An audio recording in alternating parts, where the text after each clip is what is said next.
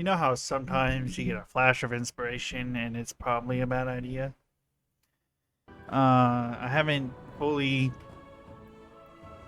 put together all the rules for what I'm going to do here, but I think it'd be interesting.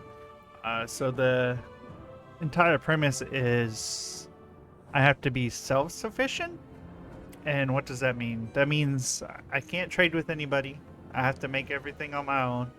I can't use the auction house, right? So kind of like a hardcore character, right? But not with the one life aspect. Also, I'm gonna be playing this whole series on Alliance because I main Horde, and well, I should probably change the server I'm on, to be honest. I probably shouldn't play on Illidan, but I guess if I don't play in war mode, that's fine, right? Uh, Especially with now with the cross factions and stuff. But essentially, I'm probably gonna need multiple characters here. I'm gonna need to be able to craft my own gear, right?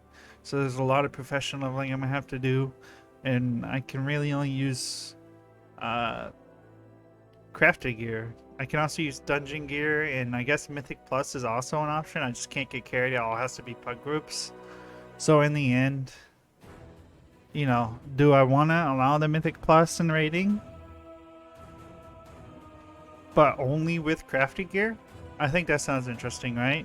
But then you lose out on BIS and stuff, right? But you're going to be able to make your own tier sets with the thing next week and whatnot. So the rules aren't too filled out yet, and I think in the next episode or at the end of this episode or something like that, before I put this video out, I'll get the rules set in stone, right? And they can change over time because I'm not sure how hard raiding would be if I can only use crafted gear and stuff I make myself, and how many characters and how much time that would take. Which I don't care. This is going to be a longer series. I don't intend to finish quickly. Yeah, so this will be my first Alliance character I've made in almost ever. Almost. It's not. I've never leveled an Alliance to max level or anything like that. It'll also be my first time playing Mage. So we are going to go Fire Mage just because I like the idea of Fire Mage. I don't care about the tier list or whatever. It's just what we're going to do because it's cool. Now, if I don't enjoy the playstyle and I find out, then I'll try like Frost Mage after, because Frost is pretty cool as well. But yeah, so this is one small arm, and this will be our starting character. Okay, so I did decide to switch over to Storm Mage, which I actually have a few Alliance characters from Legion, which is surprising. I didn't realize I had such high level characters. I even had the two legendaries, which I think this one you just got from questing, and this one was just a random drop I got while leveling or something like that. It was super late in the Legion, so getting your legendaries wasn't too hard at that point anymore. Uh, so nothing too impressive here. So we can delete this character, gold and all. I guess we could give it to somebody, but who cares? Or we could just consolidate it all into one character and keep track of it so y'all guys don't think I'm using it. It doesn't really matter. It's 11k gold. It's not that much. We'll just delete it. You can see I got on my Death Knight as well, which I will be deleting that one also. And I think we have one more cringe character to look at. There we go. I think the Death Knight and the Demon Hunter were made before the level squishes so that they would be a higher level when the squish happened, instead of starting at level 10 or whatever they start at now. I don't know. So I just literally just threw together stuff for these guys. But maybe not. Was I trying to tank on this character? Maybe I did play this character. Apparently I was mounted up. What do we got?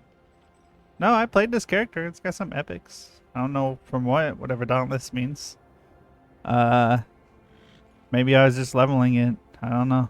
And then never really did level it. I have no clue. I might have sent it gear or something. I did Dark Moon. Fair. Which was probably to get the experience buff or whatever. But yeah, this character can go too. I'm just double checking all the inventories to make sure I didn't have anything that was like super expensive or rare. Because if I could sell it for a WoW token, then might as well, right? But no, they don't really have anything on them, so we can go ahead and delete these characters. So say goodbye to this guy. There was a couple other ones as well, but I already just deleted them because they were just level 10s that were never made. It was a warlock. Is a guild master. Okay, hold on. Well, you can just presume it's all deleted, all right? I don't want to have you watch me try to figure out how I'm going to do all this, but we're going to be starting on Storm Rage, and we're going to remake Small Arms. Okay, after deleting all my characters, getting together, I went ahead and looked up the special character code so that I can get the name Small Arms. And now we have the proper birth of Small Arms on the server Storm Rage. Next is the fun part, where you get to level. So I guess we gotta set one of the first and most depressing rules, which is no heirlooms. I was thinking about it as like, should we allow heirlooms? Should we not? Because it only affects rested experience. But I feel like if you're doing this, you shouldn't have any kind of free gains, whether it be gear or experience in any form. So, unfortunately, we're going to have to go with no heirlooms. Or fortunately, depending on who you are, I guess. Past that, currently, this is what we look like. This is all we have. I don't like my UI. It's a default Elf UI, so we're going to fix all that up, and then we're going to start our journey.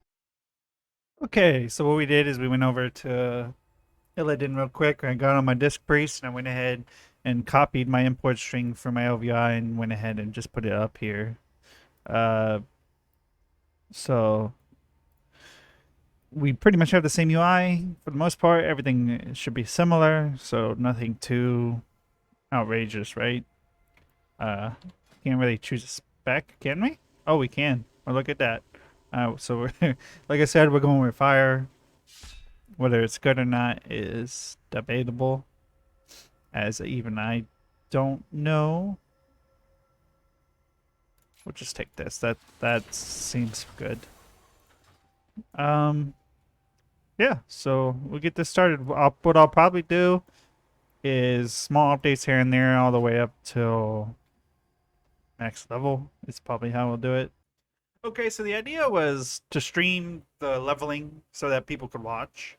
Like if they wanted to see the whole journey of the leveling, right? The thing is, I forgot to set the bit rating back up, so the actual stream's quality is absolute garbage, and I'm not going to use clips from that stream. I mean, I guess I still could. Well, maybe. I don't know.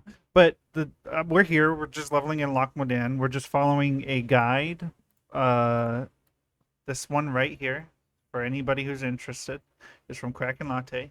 The only leveling guide you'll ever need. So yeah, that's about it. We're just following that through. I was gonna give like small like leveling updates and showing some of the gear pieces we get or stuff, but I guess it's not really all that important. It's mostly getting to Dragonflight that I think is like the big thing we need to do. Yeah, so I'm just recording this so that I can fix my small mistake. Now, I'll try to incorporate it into the next one as I remember to update my settings this time and actually the bitrate for the stream. So apologies on the first one, but yeah, past that, I guess I'm gonna just have to make the thumbnail now, and I want an end screen with all the rules on it, so I'll probably go ahead and make that as well, and I'll leave them up for a little bit, but this should be pretty much the end of the video.